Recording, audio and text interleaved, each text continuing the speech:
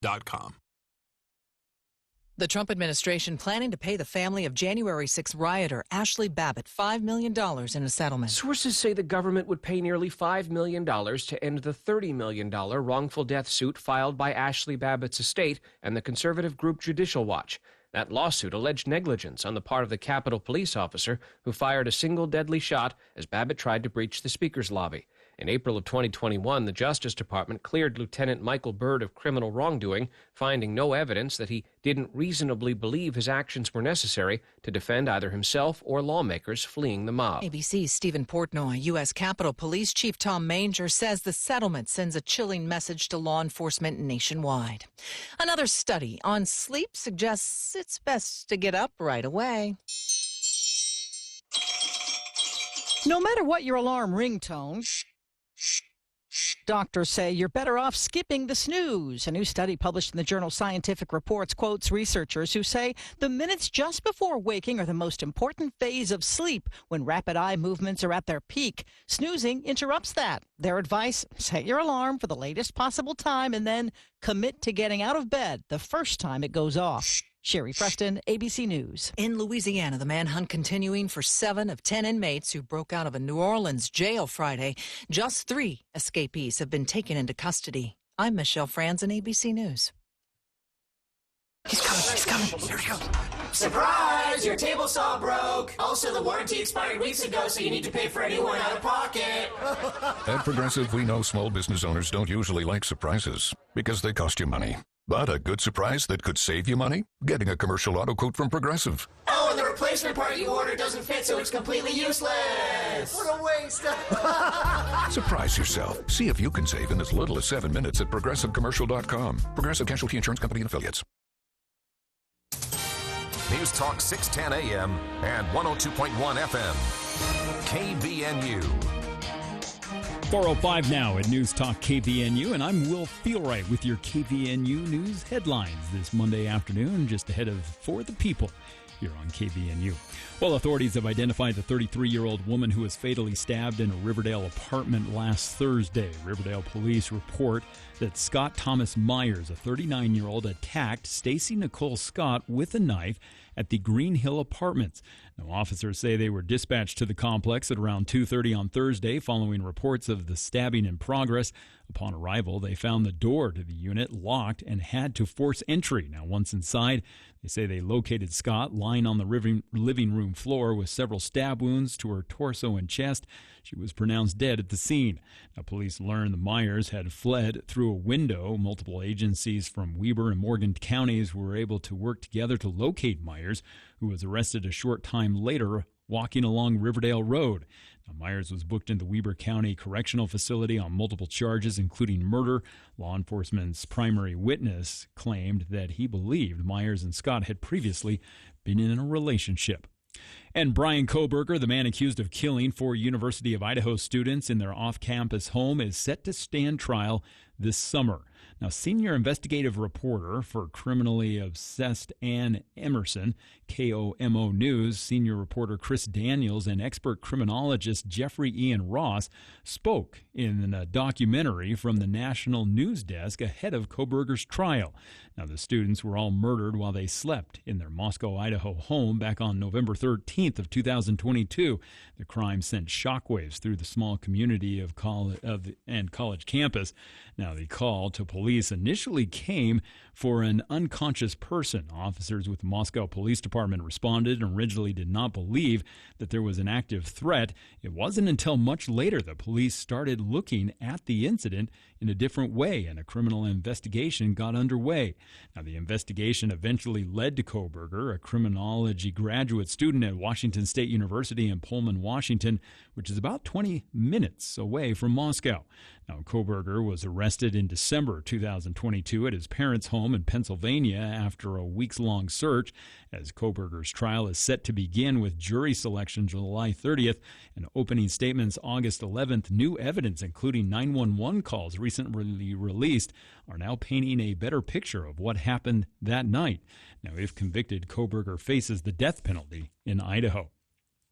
And a boater was airlifted to the hospital in critical condition after his lungs filled with water when he went overboard into Echo Reservoir Saturday morning. According to the Summit County Sheriff's Office, dispatchers received a report at around 9:10 Saturday morning of a man in his 60s who had fallen into the water at Echo State Park.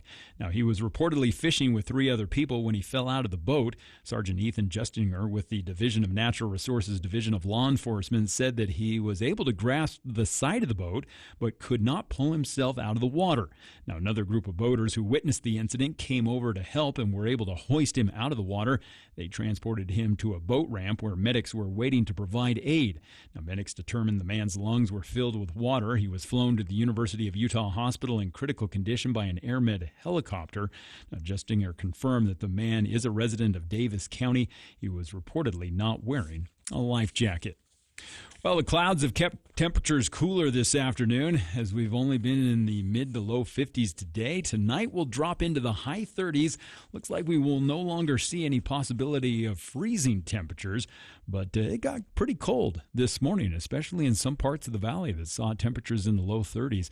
That was early this morning. Now, as we head into tomorrow, we'll start to see this storm breaking up, and temperatures will be back into the low 60s on Tuesday. More sunny weather expected for Wednesday and into Friday, as we'll get back into the mid-70s by the end of this week, and then a chance of some showers returning for Memorial Weekend.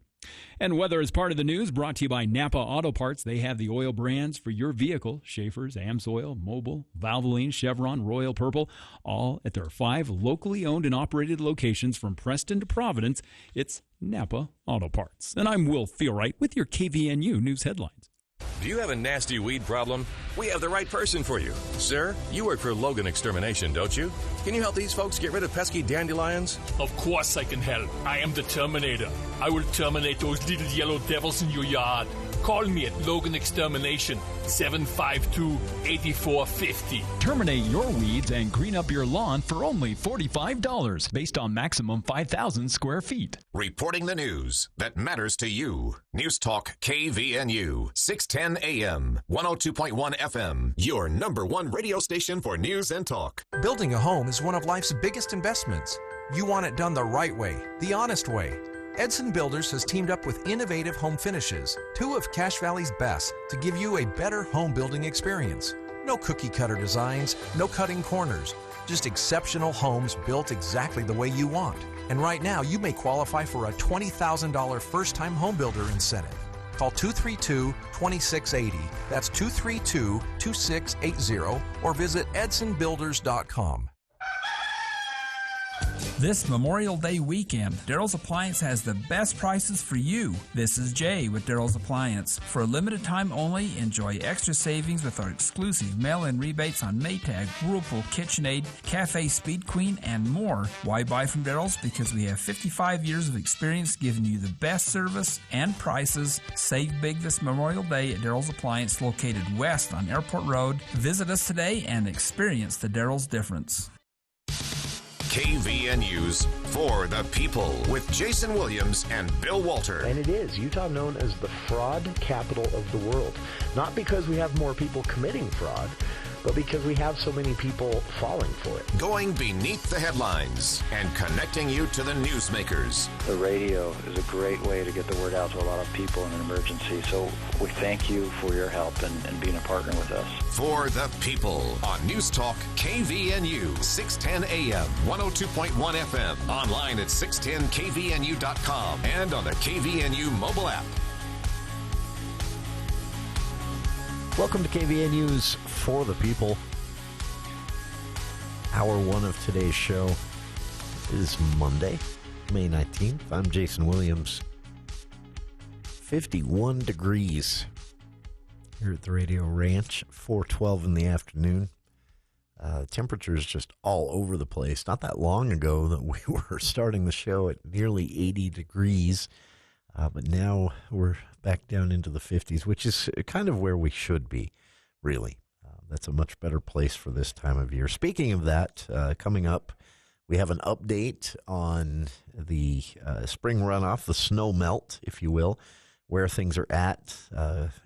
I'll spoil it a little bit. Everyone's pretty happy with where things are at. Water managers in both the Weber and Cache Conservancy districts say things here in northern Utah are looking pretty good. So, coming up on the show today, results of the Utah GOP organizing convention over the weekend, how people are reacting to decisions in the chair race, but also interesting what proposed party platform amendments and resolutions survived or were shot down by delegates. We'll talk about it all in just a bit here. Kendra Penry, our good friend from the Utah League of Women Voters Logan chapter, is going to be joining us later on the show to talk about their upcoming legislative update.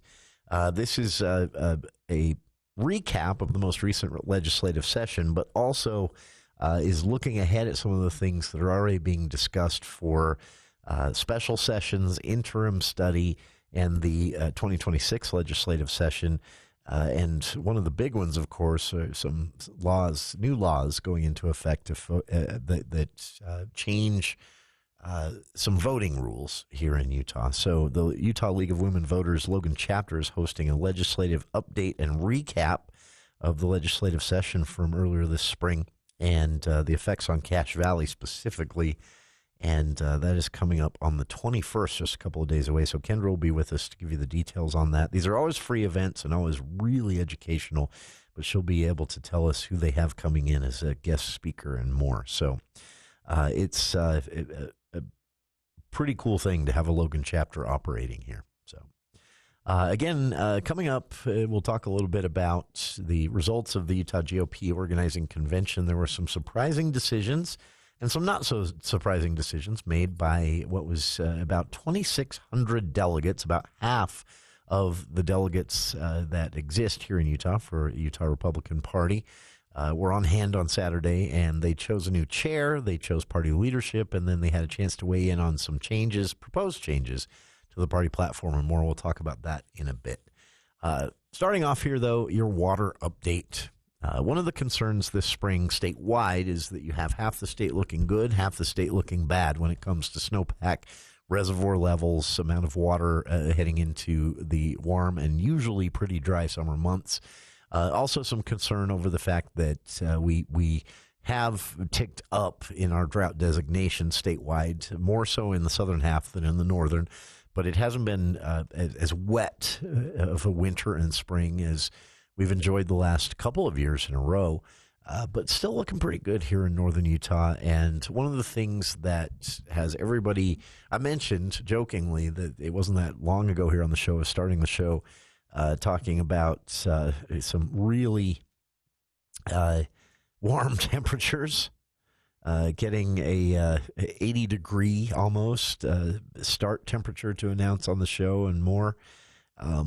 Those days, of course, gone for the time being. We're at 51 degrees here today, but that made everyone nervous. That warm week we had a couple of weeks ago had everyone thinking, okay, now we're in trouble even in northern Utah. Southern Utah, of course, never got the snowpack or the reservoir buildup that they usually do in the wintertime. They're really hurting down there.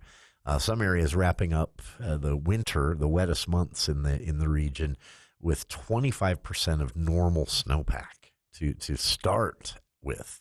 What they're going to do is still a mystery, and the state, many state lawmakers still kind of poking and prodding leaders in the Washington County area to come up with a plan. There was a surprise a few weeks ago that county leaders there didn't have a plan, and some state lawmakers let them know that was unacceptable. So they've been putting this plan together. Here in northern Utah, of course, no reason to panic. Snowpack was a tiny bit below average, but not enough to cause concern.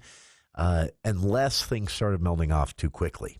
And now, after we've weathered most of the melt-off months, or excuse me, the first of the melt-off weeks, things are looking pretty good. An official report from the Weber Basin Water Conservancy District, and some data included in this, though that district put it out, some of the data includes data from the Cache Water Conservancy District. So this is a general northern Utah report that includes Weber County, Box Elder County, Cache County, and Rich County. And the long and short of it is, short and sweet of it is everything's all right. It was an average winter, again, tiny bit below average, but we'll call it average. And water officials say after the first few weeks of the melt-off season here, looking at things, how things are going, nobody's sweating, neither flooding nor shortages. Scott Paxman, general manager and CEO of the Weber Basin Water Conservancy District, put in their press release today, said they, when it comes to Weber, Box Elder, Cache, and Rich counties, the northern part of the state, we basically had a very average year for snowpack, he said, but it was, in most areas right at or just barely below 100%. It would go up and down, but it ended right at the normal level. Where we did get hurt was we didn't have any early rains in October or November last year, so we started with very dry soil. That was a concern that a lot of the snowpack, as it began to melt off, would be taken up with saturating that soil around the reservoirs. We'd lose a lot of it. That hasn't been the case.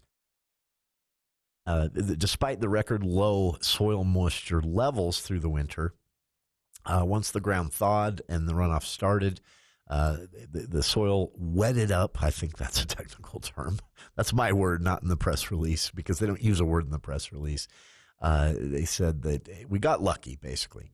What can happen a lot of times is if the soil's very dry and it's still freezing outside, the ground's still frozen, but the melt starts, then that water just runs off. So that's great for the reservoirs, but you still have all this dry earth that's going to start sucking up a lot of water as soon as we hit thawing temperatures. Well, that didn't happen this year. The runoff and snowpack melt stayed very mild and gave the ground time to unthaw so that water could start seeping in. And so the report today shows that we're not going to lose as much water as would have been possible in that ground saturation. So that's a good sign. The other thing that is a good sign, Paxman said, we have not in any areas in northern Utah and don't anticipate, he added, seen or anticipate seeing any flooding or any excessive flows at all. He pointed to Ogden Canyon, Ogden River there. He said, we typically see some higher flows on the South Fork, and they get up a little bit, but they're not going to be over the banks excessively like they have been the past couple of years, but they're still high. And he said that's exactly what you want to see this kind of year. Paxman in the event today said the spring is shaping up to be pretty reservoir friendly.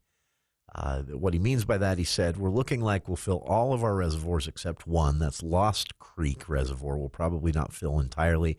He said every other reservoir in northern Utah will have snowpack melting slow enough and enough snowpack in the first place that we'll be able to fill all those reservoirs, and except one, again, Lost Creek Reservoir, and there's some reasons for that.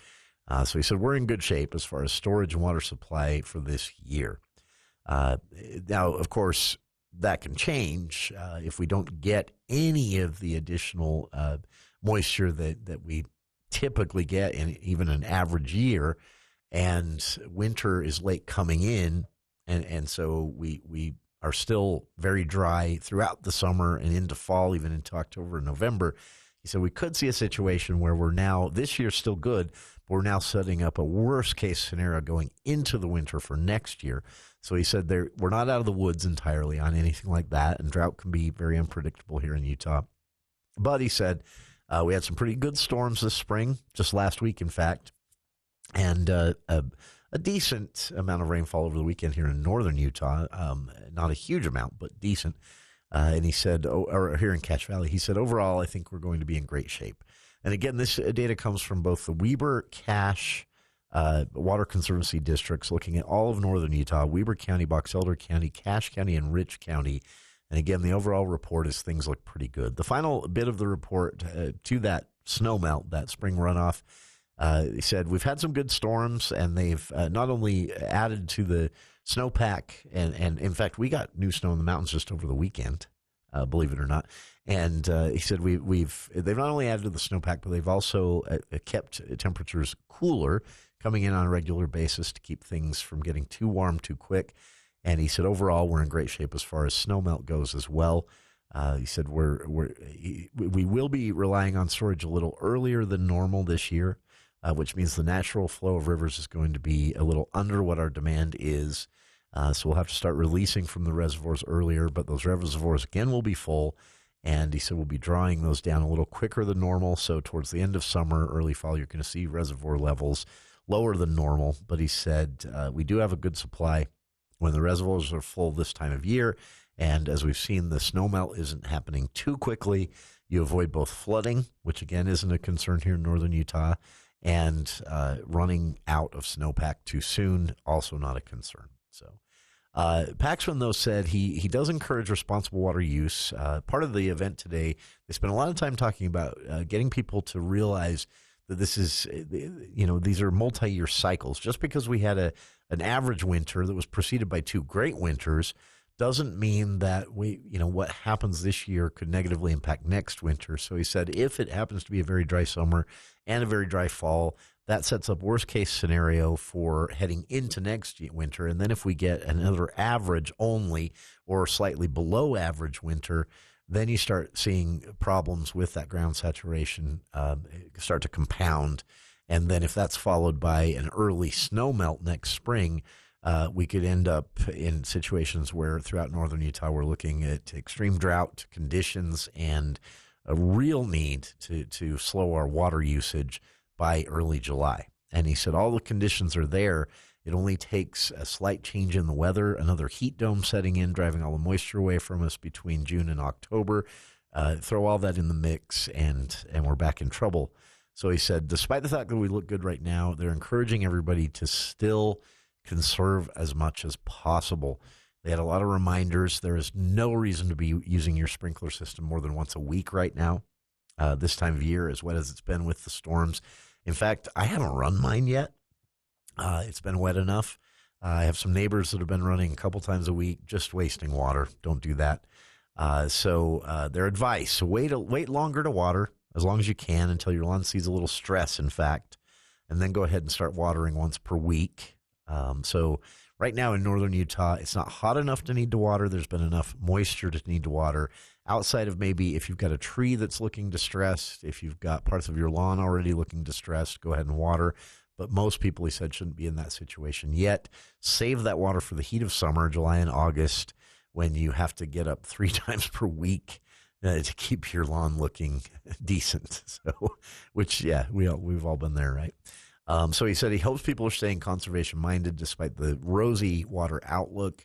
And he said if you need any encouragement to do that, watch what they're going to have to go through in southern Utah this year, as they did not get the snowpack we did. And he said, remember, that could just as easily be us heading into next winter and next spring. So conserve as much as possible. And again, they said in most places you shouldn't need to be watering your lawn with a sprinkler system yet. And he encourages people to maybe even save some water by waiting until things look a little stressed, just to save a bit of water and make sure it goes as far as it needs to. So check it out. I've posted a link to this full press release, and it also includes a link to some of the video that they played during the event today in this report for northern Utah's water situation, all linked on our Facebook page. And we'll be back with more of For the People. Talk about the results of the Utah GOP organizing convention on Saturday, right after this.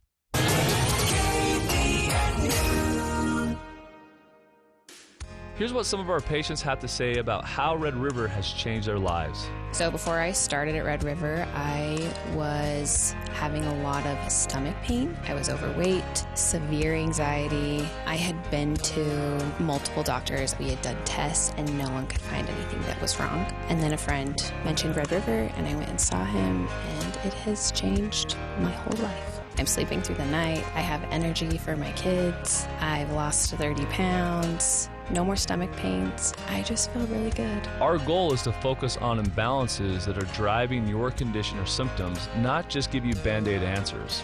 So when a patient comes to our office, we'll sit down with them extensively and go over their blood work to find out the underlying imbalances driving their symptoms. Call Red River Health and Wellness at 855-55-RIVER. With offices in Logan, South Jordan, Springville, and St. George. Call Red River today. Daily life. Look closer. Every year across America, a staggering 4.2 million youth are homeless or trafficked. Covenant House is the national leader providing safe housing for youth, 50 years strong. Every youth who walks into Covenant House gets clean clothes, hot meals, medical care, and a safe place to sleep. So, look closer at Covenant House and help us fight youth homelessness. To help or get help, go to covenanthouse.org. Hi, this is Gordon Deal. Tuesday on This Morning, America's First News. In a break from political tradition, Democrats are being more transparent about their presidential aspirations 3 years from now. Also, budget analysts find President Trump's tax and spend bill big, but far from beautiful. Hear how it adds to the debt and deficit. And teenagers landing lucrative jobs without a college degree. Tuesday on This Morning, America's First News. From 4 to 6 on News Talk KVNU, 610 AM and 102 FM. Your station for news and talk.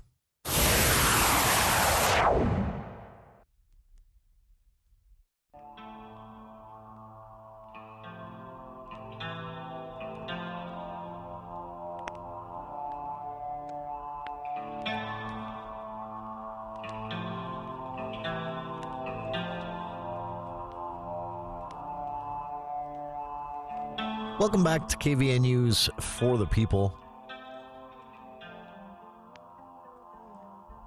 Before we get to the results of the Utah GOP convention on Saturday, some surprising results in some cases, decisions made by about 2,600 delegates. About half of the Utah Republican Party delegates were there on Saturday. They chose new leadership, including a new chair, or not a new chair. The incumbent chair was reelected. And then surprised with some of the results of the resolutions and proposed changes to the Utah GOP platform. We'll talk about that on the other side of the news. I wanted to add one thing to our discussion about, so a big event today, the Weber Water Conservancy District, using data of their own, but also data from Box Elder, Cache, and Rich counties, doing a big assessment event today, letting everybody know that spring runoff hasn't been too quick. The snowpack was average, and that's better than not average. And we're looking pretty good here in northern Utah, but still encouraging people to conserve, reminding people there's really no reason to be watering your lawn at all right now with your sprinkler system. It's been wet enough and cool enough. And they're actually saying to make the water go as far, if we see a heat dome and a precipitation spigot gets turned off the 1st of June, and we don't get very much between now and October, the situation changes, and heading into the winter, if that happens to be below average and the next spring warmer than normal, we're in trouble again. So nothing's for sure in Utah ever. So they're encouraging people to be vigilant about their water usage, and again, reminding people there is no reason to be watering right now. Actually recommending today, water managers, that you go until you start to see a little stress in the lawn. Now, of course, if you're seeing stress in a tree, that tree might need some water. And tree stake watering, they're cheap, is the most effective way to do that. You actually just turn it on so it's running a little bit, and then shove it in the ground and leave it there for a couple hours. None of it evaporates. It all goes into the tree's roots. That's recommended for watering an individual tree. So unless you're seeing that stress, water managers are recommending that you not be using any water yet. Let your lawn get a little stressed before you start, and even then, only once a week should be necessary until it gets really hot, end of June, first part of July. So if things are normal. Along those lines, there was discussion of wildfire risk, where it has been a wetter spring than normal. One thing we know is that there's going to be plentiful fuel out there. But what might surprise people to know, as wet as it's been, is that we already here in northern Utah have some high wildfire risk areas. And some of those are just outside of Cache County.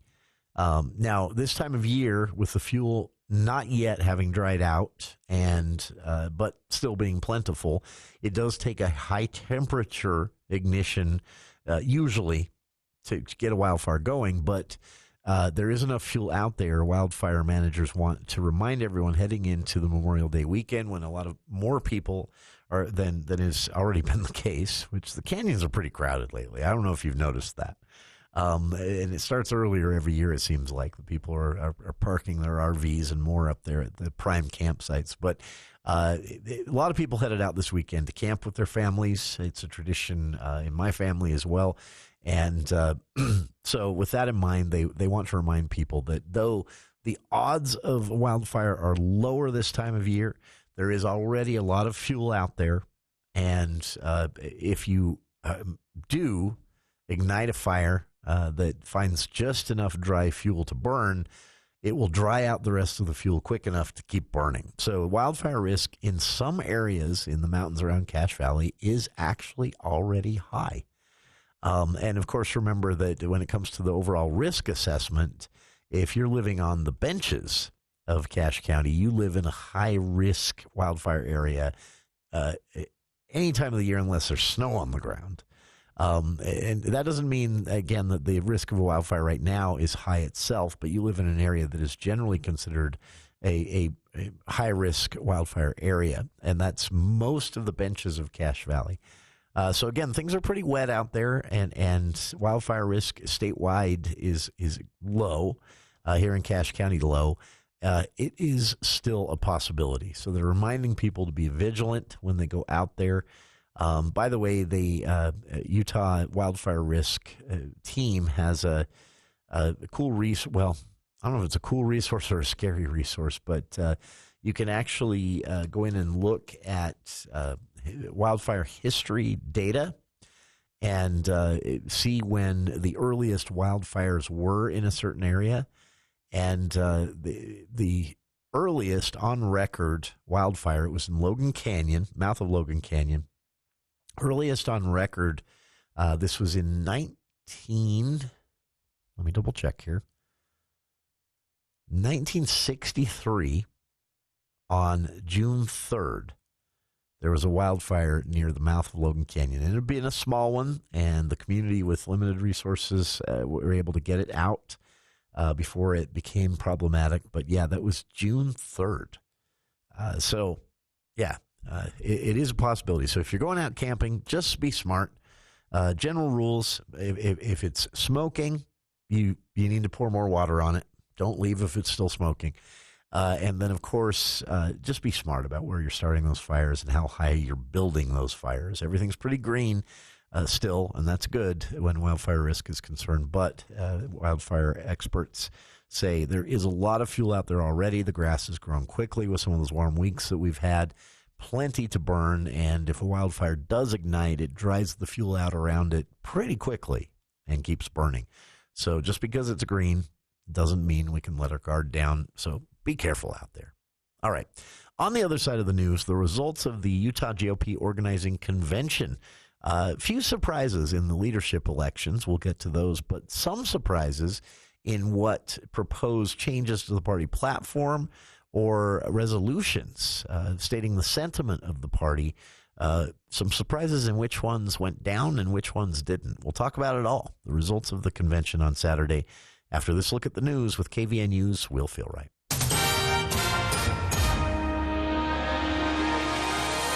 Well, thank you, Jason. A 17-year-old boy was fatally shot in the Kearns High School parking lot early yesterday morning during what police have described as a robbery that went wrong. Unified Police Sergeant Melody Cutler said that officers were dispatched to the scene at about 1:50 a.m. in the morning after receiving reports of a fatal shooting.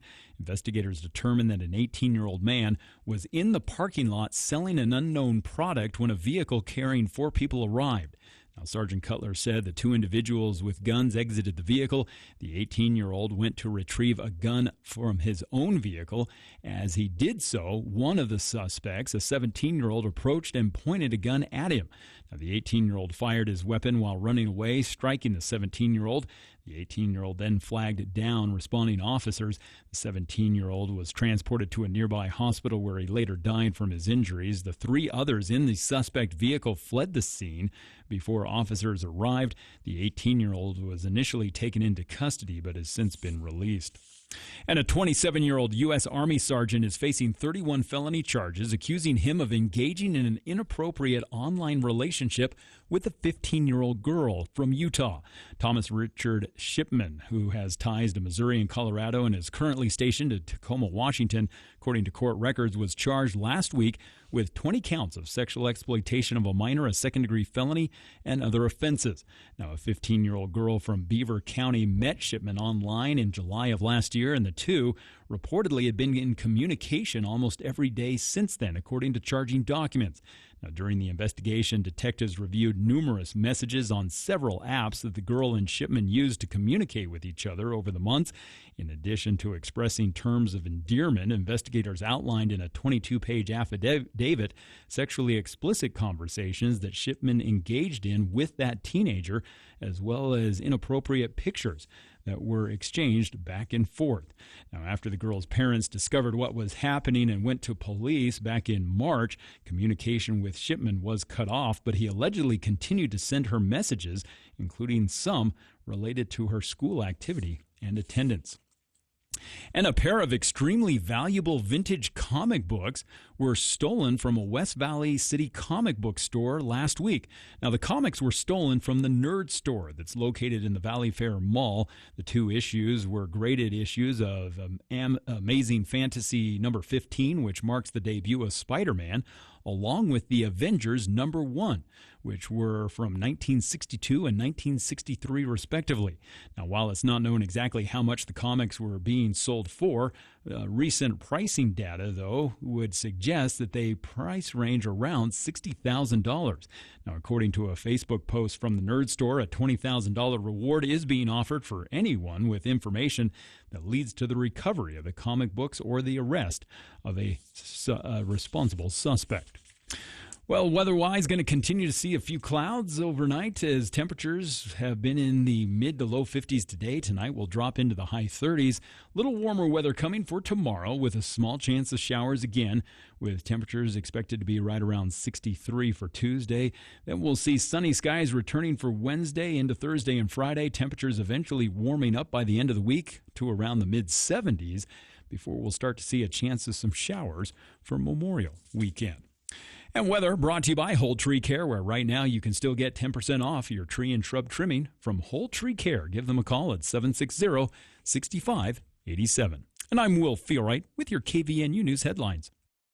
ABC News, I'm Michelle Franzen. President Trump spoke with both leaders of Russia and Ukraine today and says negotiations to end the war will restart after delegations walked away Friday. The fact that he didn't say what the conditions would be for a negotiation, that this is something that Russia and Ukraine have to set, I think signals that perhaps this was not the president injecting what he wants to see as part of these conversations right now. We've heard from senior officials that the U.S. had been willing to walk away from this, and the president now saying it's time for these two sides to meet and engage and take over this process. ABC's Karen Travers. House Republicans advancing the GOP's budget package packed with sweeping spending cuts and tax breaks. The measure still needs to pass the full House and Senate. The UN says the first aid shipments into Gaza have resumed after a 3-month-long blockade imposed by Israel. New Jersey transit trains resume tomorrow after a 3-day strike. The Union for Train Engineers and Transit Leaders struck a tentative deal. This is ABC News. Make laundry a snap with the large load washers and dryers at Mount Logan Laundry. Rather than 8 to 10 loads at home, get the job done in 1 or 2 with their 55 or 80-pound washers and 80-pound dryers that are perfect for sleeping bags, comforters, and other big items. Mount Logan Laundry has free Wi-Fi and drop-off service, plus they're open until midnight. Mount Logan Laundry really is the cleanest spot in town. Find them at 5th East and 9th North in Logan or in Brigham City on the corner of 1st East and 7th South. This is Rochelle Hanks bringing you the Daily Financial Market Report on behalf of financial advisor John Arnold and Edward Jones for Monday, May 19th. U.S. equity markets closed near the flat line on Monday, with markets digesting credit rating agency Moody's decision to downgrade the U.S. long-term issuer and senior unsecured ratings from AAA to AA1. Moody's is the third major credit rating agency to downgrade the U.S., following the S&P Global August 2011 and the Fitch August 2023.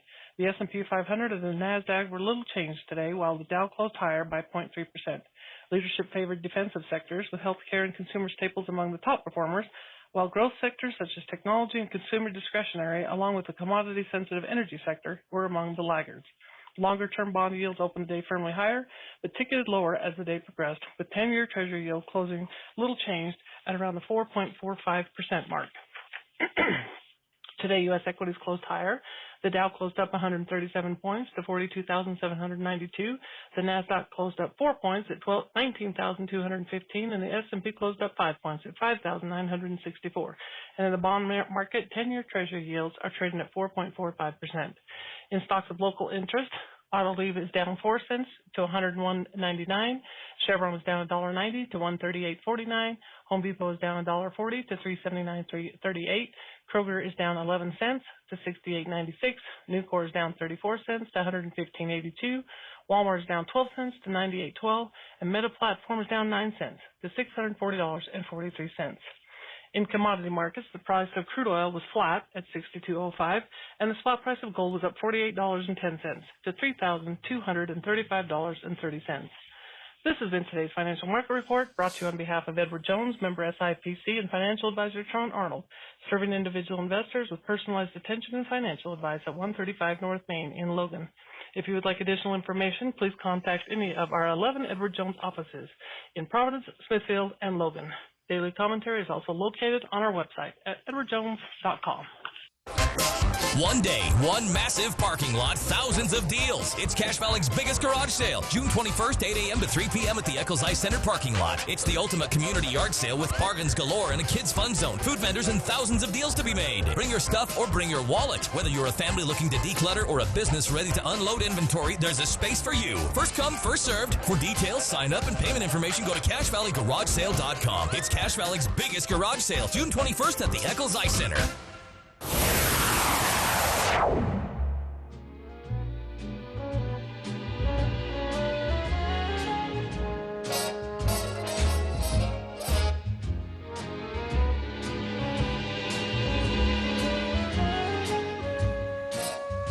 Welcome back to KVNU's For the People. About half of the number of delegates in the Utah Republican Party showed up on Saturday for the Utah GOP organizing convention. This is a time in the off years when they're not nominating candidates, but they oftentimes are choosing new leadership, voting on changes to the party platform, doing other party business, and they can also vote for resolutions that are just basically a statement of sentiment of where the party's at, usually directed at the state legislature, sometimes the federal government, sometimes just taking a position on a certain issue. And it was an exciting day. The race most people were watching, I think, was probably the chair race, and it was closer than expected, though not really close. At this point, perpetual candidate Phil Lyman, he's run for governor twice, lost twice.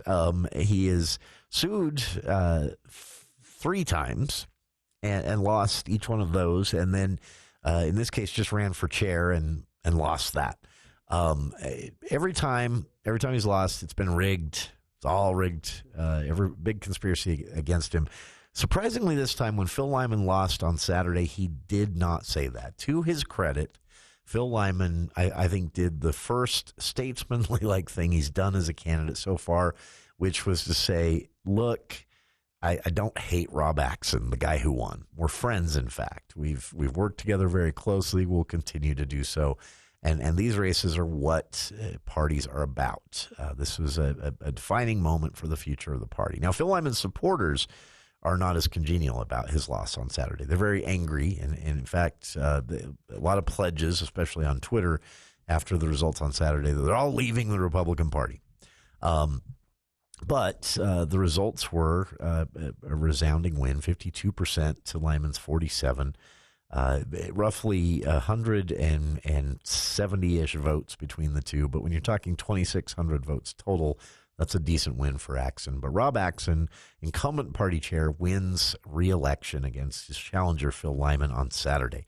And again, that was the race people were probably paying the closest attention to. They did something smart on Saturday, too. So an organizing convention is important for the party because you're doing party business. But a lot of times they would have the big elections up front and then get to the party business. And what that meant is everybody stuck around for the chair race or the secretary race or whichever one was the hot button race that year in an organizing year. And when they're not choosing candidates but just doing party business, and then everybody leaves, and then they get to party business, and so you have half the delegates show up in the first place. And then you have about a third of that half left when you get to actual party business. This year, they said, nope. If you're a delegate, more than half of you should have been here. There was a little bit of a lecture about that at the start of the event. If you run to be a delegate, it is your one big obligation to show up for convention. And it surprises me people bother to run for delegate of either the Utah Republican or Democratic Party, the two major parties, and then to just not show up. Why did you want to be a delegate in the first place? Anyway, and I get it. Life happens, and you don't really know when the convention is going to be scheduled for when you run to be a delegate. So, a lot of justifiable excuses, but half of you were busy that day? I don't know. Don't buy it. Anyway, so about half show up, and if you do the business last, about a third of that half are voting on actual business. This year, they said, nope. If you're a delegate, you got to do the business first, and then we'll get to the hot button races like the chair race. So they did them last, and I thought that was really smart of the convention committee to make that decision. So, and again, Rob Axson won re-election, beating Philip Lyman, the former state lawmaker, two-time gubernatorial candidate, and frequent lawsuit filer against the state over the last 2 years. And again, Phil, to his credit, was gracious in the loss this time. He didn't claim it was rigged like he did the governor's race. He didn't claim there was a vast conspiracy. At one point in the governor's race, Phil Lyman's running mate for lieutenant governor, Natalie, I forget her last name, was claiming that Governor Cox's office, or campaign rather, was shutting off home Wi-Fi routers to stop people from donating to Phil's campaign. That's how weird that governor's race got with Phil in it. To his credit, though, Phil, when he lost on Saturday, was gracious. He didn't claim the loss was fake or rigged, or he didn't call Mike Lindell, the My Pillow guy, in like he did during the governor's race for backup. He just said, I lost. Rob Axson and I are friends. Don't hate this guy. We're all Republicans, and this was about deciding the future of the party. The delegates have decided. Now let's work together. And credit to Phil Lyman for saying that. I wish he would have said it when he lost the governor's race both times. But he said it Saturday, and so let's give him that. There was a lot of hate on Saturday for Senate Bill 54, the bill that created, way back in 2014, the dual route to the ballot. Candidates can get nominated as the Republican candidate on the ballot by convention route, delegates voting. About, a few thousand delegates choose candidates in those conventions.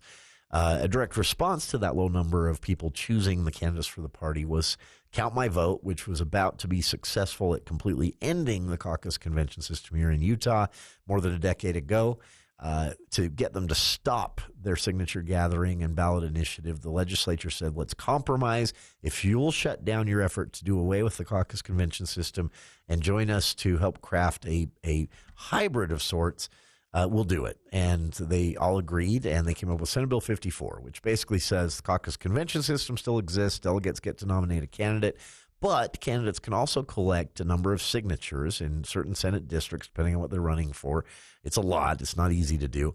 And if they collect those signatures, they can also be on the ballot and force a primary, which will then play out in June of a primary, when a primary is forced. And so you have these two routes to the ballot. Well, there was a lot of hate on Senate Bill 54 over the weekend as ruining the Republican Party. Count My Vote was quick to respond and say, look, Rob Axson in his speech for re-election said, let's work to end this, to undo this law. Count My Vote, which, by the way, is a Republican group, moderate Republicans, but they said, look, if you do away with Senate Bill 54, our obligation at that point to our supporters is to relaunch that ballot initiative to completely end the caucus convention system, and we are prepared to do that. Senate Bill 54 was the compromise and the promise from state lawmakers in order to get us to shut that effort down more than 10 years ago, but we are ready to fire it back up if we need to. So I don't know if the calls to end Senate Bill 54 at the convention Saturday were anything more than red meat. But there are a couple of lawmakers, elected officials, who are interested in doing away with it. Speaker of the House Mike Schultz, though, said, always looking for ways to make the caucus convention system stronger. But he said, Count My Vote has been very open, saying they will rerun their ballot initiative, which was very successful more than 10 years ago, if the legislature does away with the caucus convention system, or does away with Senate Bill 54 altogether. And he said, I don't think it's worth the risk. So the Speaker of the House saying no effort in the House to undo Senate Bill 54, despite the rhetoric over the weekend. Some other things that were kind of interesting. There was a proposed amendment to a constitution, proposed amendment to the state party platform that would have defined. So there was one that would just said if someone collects signatures, they lose their Republican Party membership. That one died really quick. Proposed constitutional amendment allowing counties to combine precincts ended up being an hour-long debate because they were worried that it would water down Republicans in non-Republican areas. So there was some minutia business like that. There was also an amendment to change what was required to call it a quorum of the state central party committee. Right now it's a majority, but no less than 50 people. And that was ratified. There was a resolution on fair property taxes that failed, interestingly enough. That was a resolution that said policies that only adjust property taxes with inflation. That resolution failed. There were arguments against tying the legislature's hands in that way. But one of the most surprising, everyone was kind of watching for this, but there was a resolution that would have it basically said, again, if you are collecting signatures, you lose your party membership. The sponsor of that resolution actually stood up early on Saturday and pulled the resolution himself. Said that he had talked with party leadership and said, it's my feeling at this point that this would be counterproductive, not the right time, and in the end, harmful to preserving the caucus convention system. So no further information was given on that one, but it was kind of a surprise because that was getting a lot of talk at least, and I think people assumed that it was something that would at least get a debate. But the sponsor of the proposed amendment and resolution pulled it himself. So it was withdrawn, said, again, it was not the right time, and there are more productive conversations to be having. So there you have it. Some surprises from the Utah GOP organizing convention over the weekend. If you want to see comments and speeches from the candidates both before the vote and after, I've linked to them all, courtesy of the Utah Republican Party website and Facebook pages on our own Facebook page. And we'll be back with more of KVNU's For the People right after this. News Talk 610 AM, 102.1 FM, KVNU. Your 401k is likely one of your most important assets, but it's only one part of a comprehensive retirement strategy. Edward Jones can help you understand how your retirement assets fit into your entire retirement picture, so you work toward your unique retirement goals. Contact one of our 11 offices for Edward Jones in Cache Valley, or go to edwardjones.com. Edward Jones, making sense of investing. Member SIPC. Even if a family member has or had dementia, it doesn't mean you will. Dementia affects the brain and your ability to perform daily activities. Lifelong learning will keep your brain healthy and can reduce your risk of dementia. Engage your brain through hobbies and learning new things. For more brain health tips, visit dementia.utah.gov. This message is brought to you by the Utah Alzheimer's Association and Alzheimer's Disease and Related Dementias Coordinating Council. My husband had a gun. Him and his friends would go shooting. When he stored the gun, he didn't know. In a million years, we never thought that Emily could. There's a hole in our family that can never, ever be filled. 65 Americans a day die by gun suicide. Safe gun storage saves lives. Learn more at endfamilyfire.org. Brought to you by Brady and the Ad Council. Coming up on the Tuesday edition of the Clay Travis and Buck Sexton Show, Democrats still scrambling after the revelations of the last few days, the last few weeks, on Biden's hidden dementia, on Biden's cancer diagnosis, and so much more. The media finally being called to account. We'll talk about that. Plus, the big event of Trump's overseas trip. How did it go? What were the final deals made? We'll talk about it on Clay and Buck. 10 to 1 on News Talk KVNU, 102 FM and 610 AM.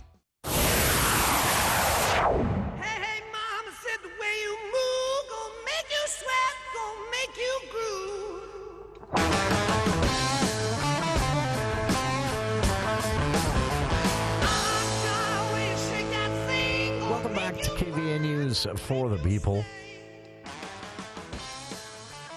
Coming up at the start of hour 2 of today's show, Kendra Penry, our good friend from the Utah League of Women Voters Logan chapter, they're hosting an upcoming event on the legislature, a recap of the legislative session and a look ahead to some plans, or some rumors of plans at least, for an upcoming special session. This all has to do with 2 bills that were passed during the legislative session that make changes to election law here in Utah. One that was pretty controversial. And is already on the potential list, at least, for being tweaked or fixed, rather.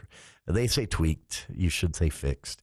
But what that means basically is the legislature rushed a bill for usually political reasons, and now they've got to go make it work. So that is planned to be a part of an as of yet unannounced upcoming special session. Date-wise, at least, but likely to happen. And in light of that, the Utah League of Women Voters is hosting a event here in Cache Valley in just a couple of days on the 21st. It's a free event. Everyone's invited. The goal is to, basically get everyone paying attention to what could be, for better or worse, some big changes to election law here in Utah. That's, again, here in Cache Valley on the 21st. And from the Utah League of Women Voters Logan chapter, Kendra Penry will be joining us in just a few minutes with the details, including their keynote speakers and more. So stick around. We'll kick off hour 2. We'll also talk about the Disney theme.